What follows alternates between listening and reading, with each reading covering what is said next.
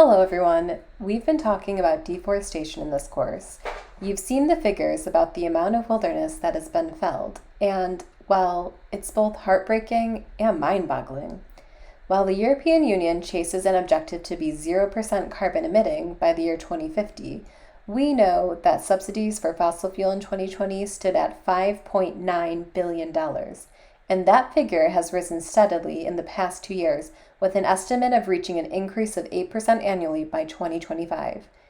For any students who don't understand the word subsidy, this is economic investment, in this case into fossil fuel development, that involves the clearing of land for gas and oil companies, non-renewable energy groups, which end up pumping carbon into the atmosphere, as well as removing forests to make space for digging in the ground.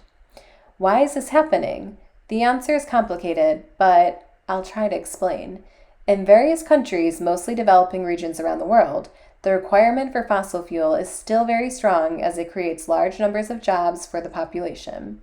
The public will protest any reforms to the funding of fossil fuel development, as oil, gas, and coal production are the main industries in these countries.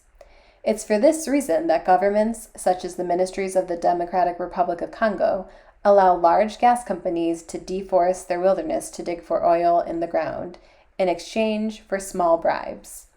Despite public support of fossil fuel development in these countries, it is clear that eliminating the subsidies will create even short-term benefits.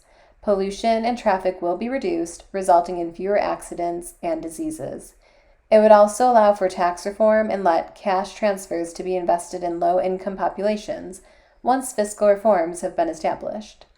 If subsidies can be modified in this way, it will benefit not only disadvantaged people in the country, but the environment also.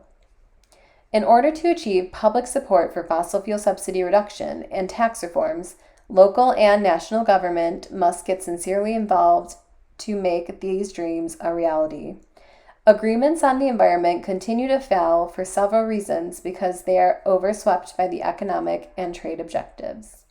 For example, the Rio Earth Summit of 1992 was overshadowed by the World Trade Organization's Agreement on Tariffs and Trade.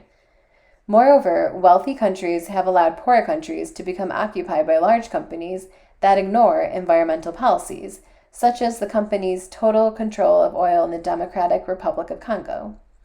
This explains the continuous deforestation in the region.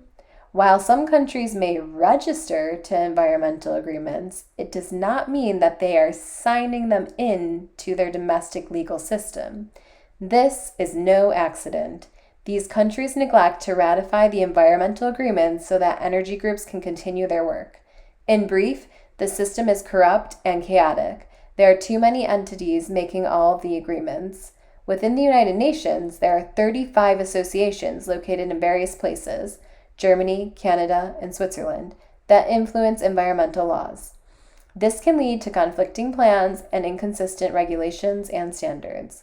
What we need right now are courageous leaders and brave citizens who can stand up for renewable energy and consider the long-term gains of protecting the wilderness rather than just thinking in the short term.